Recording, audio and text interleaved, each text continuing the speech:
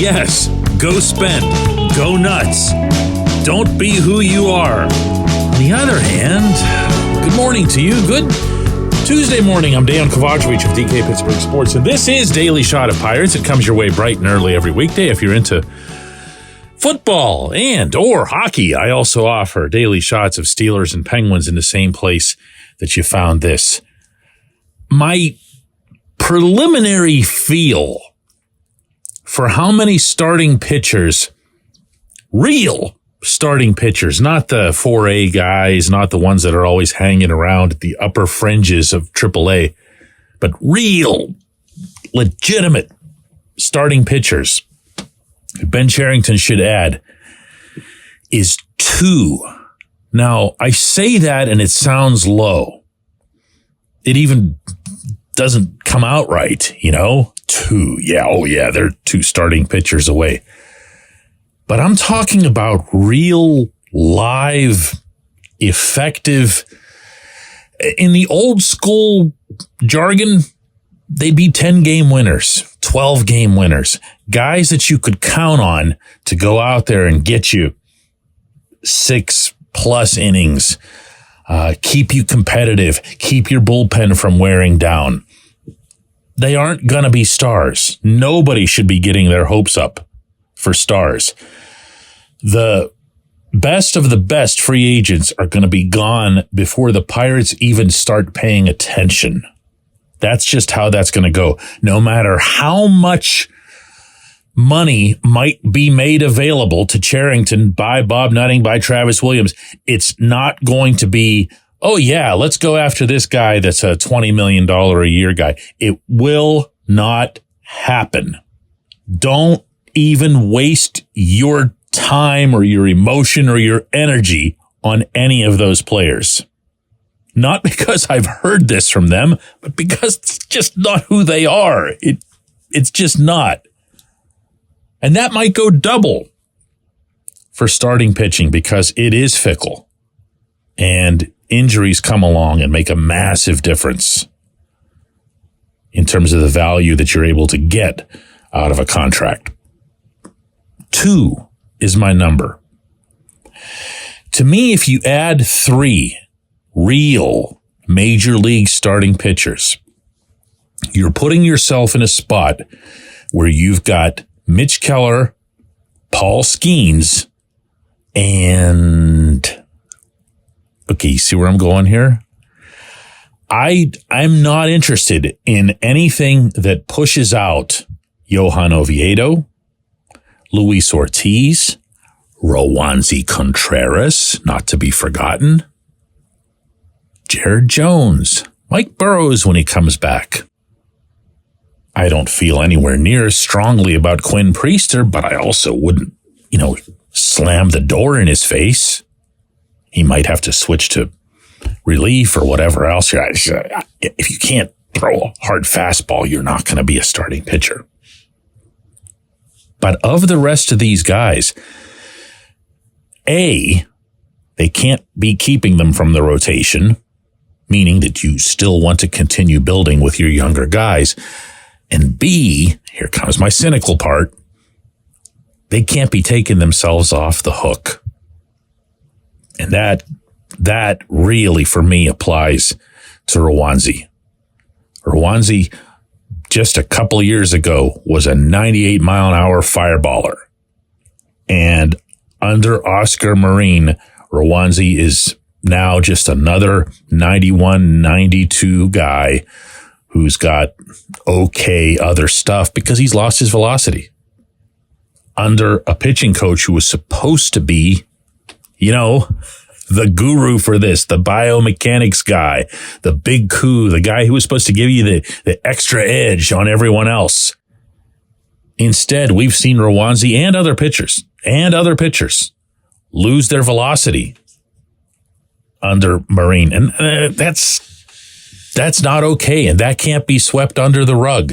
The expectation has to remain that these young pitchers are going to be a big part, not just maybe if they make it, but that they're going to be a big part of this rotation in 2024 and into the future. And I'm not going to want to hear, well, but we signed these 3 guys and you end up getting like 3 Rich Hills. That's not going to be okay. That's not going to be okay. There's nowhere to run or hide from what's happened specifically to Rwanzi. When we come back, J1Q.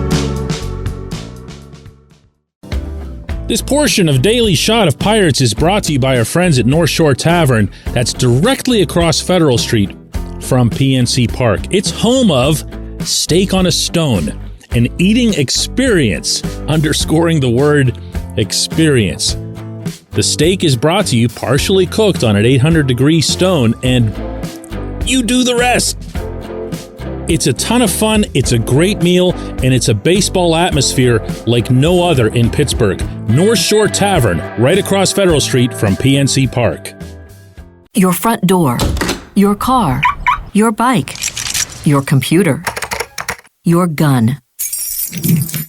Safety is a habit. Every day you lock and secure your home and everything you want to keep safe. Gun safety and responsible storage are no different, and the best way to help prevent accidents, misuse, and theft. If you have a firearm, own it, respect it, and secure it. Visit ProjectChildSafe.org. Brought to you by the National Shooting Sports Foundation and the Bureau of Justice Assistance.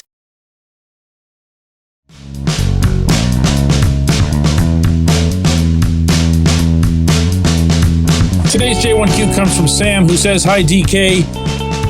You've mentioned that 2024 has always been the Pirates' year as a target for them.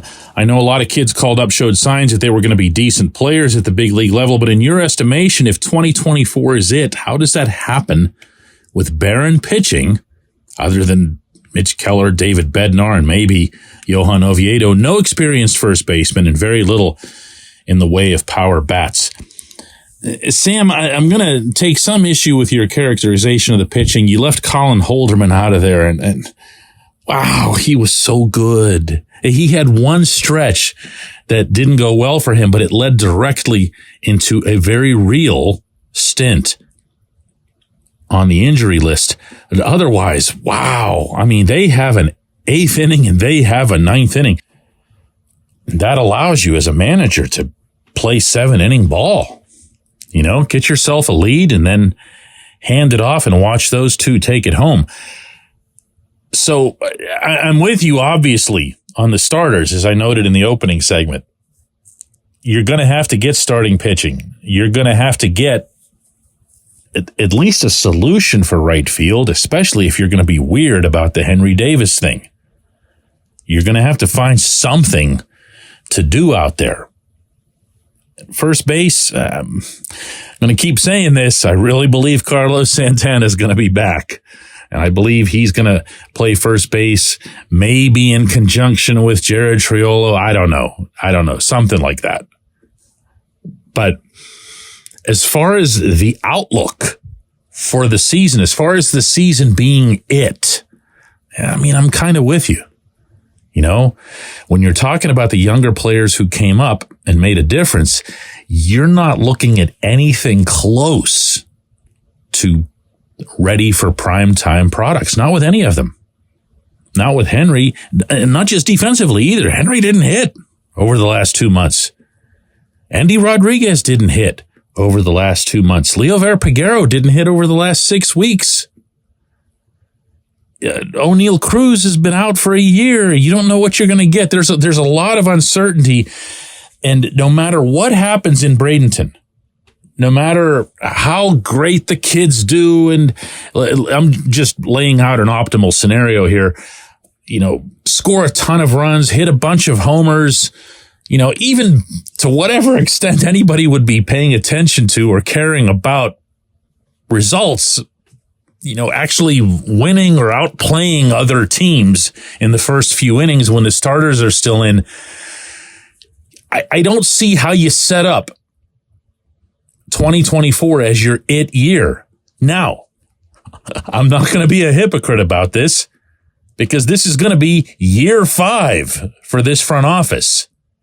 And they have to be way past the waiver wire tryout camp philosophy on roster building. You've got to be competing every game out there to win, not with the talent you have, but with the talent that you acquire for that specific purpose. So, yes, I'm with you in terms of my expectations, meaning for what the result will be. But I feel like everybody should just shh on that front and let them make every attempt to take another big step bigger than the 14-game improvement that they just had. I appreciate the question. I appreciate everybody listening to Daily Shot of Pirates. We'll do another one of these tomorrow.